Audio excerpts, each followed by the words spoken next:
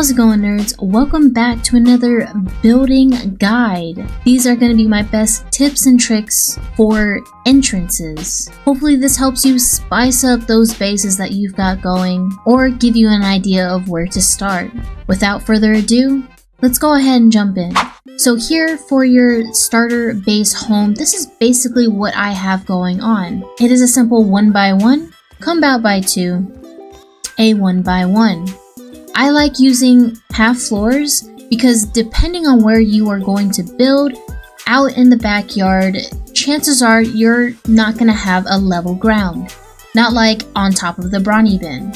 So I like building with half floors or full floors depending where I'm going to build. Next, I put grass floors here and here, that way I had enough space for the palisade gate to open and close.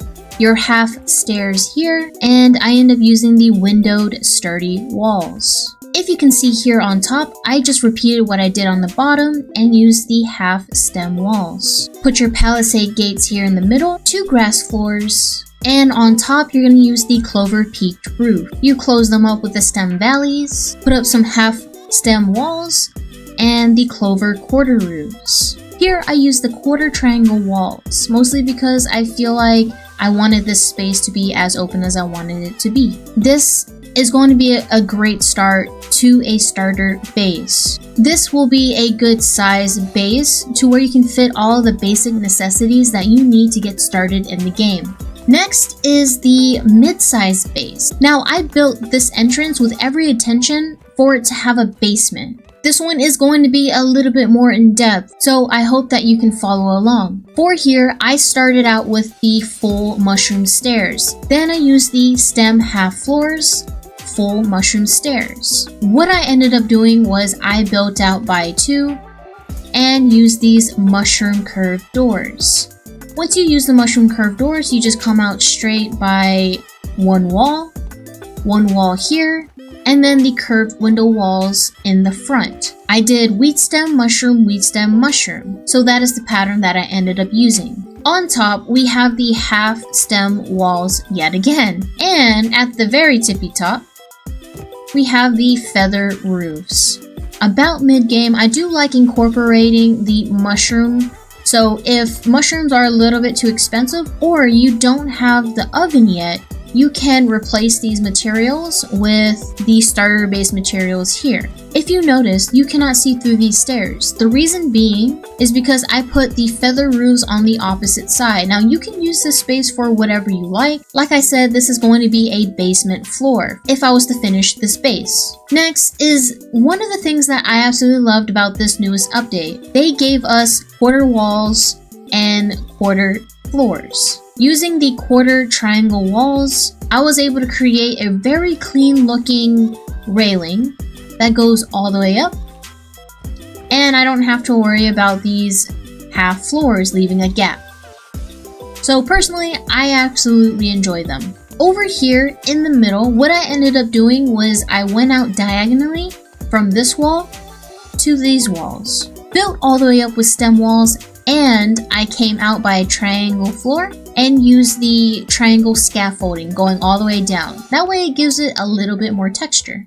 And on to the big finale. Here is the entrance to a much larger base. Now it doesn't have to be a castle, but this is a really good start for something that maybe you want room for a museum. If you're into building or decorating, there are just so many things that you can do. Starting out in the beginning, what I ended up doing was I came out by 1, 2, 1. Made a 2x2 here. So it's 2, came out by 1, diagonal out, 1, diagonal in. And I just repeated on this side over here. Going in by 1, 2, I just follow the walls all the way around, implementing these triangle bird floors, wrapping it all the way around. So the pattern is half ash walls, full mushroom walls, half ash wall, full mushroom wall, and half ash wall. Going up past it, you will have the half stem walls, and then your roofs. For the center, you have 1, 1, 2, 1. the palisade gates go up by 1.5 if you can see here. So what I had to do was go up by another half wall or a full wall depending on what you prefer.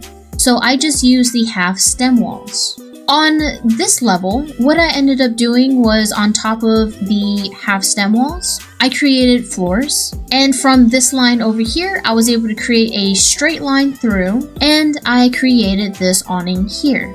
Now we have the center portion. With the mushroom arches, I was able to use these. So I wrapped the top portion with half mushroom walls all the way around. Then I placed the half ash walls on top and the half stem walls. You have your feather roofs to the right and to the left, putting the triangle mushroom walls in the back so it was flush. Next was adding the pillars. The pillars just add a little bit more texture, including these scaffoldings. So imagine if this was a full tower, this would wrap all the way around. Usually for an entrance, I don't normally have a gate. However, if you are playing in survival, I recommend that you do end up using gates. The bugs will enter your base. I have a wolf spider that likes to roam around my creative world, and it loves my castle. And my castle is large enough to fit a full-grown wolf spider. So yeah, you don't want that in survival. Build a gate, please. Build a gate. Other than that, that is definitely gonna be it for the video.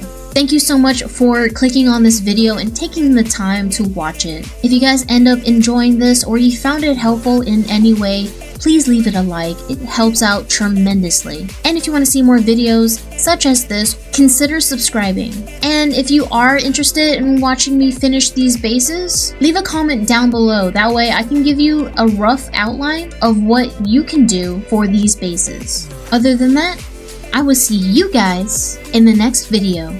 Bye!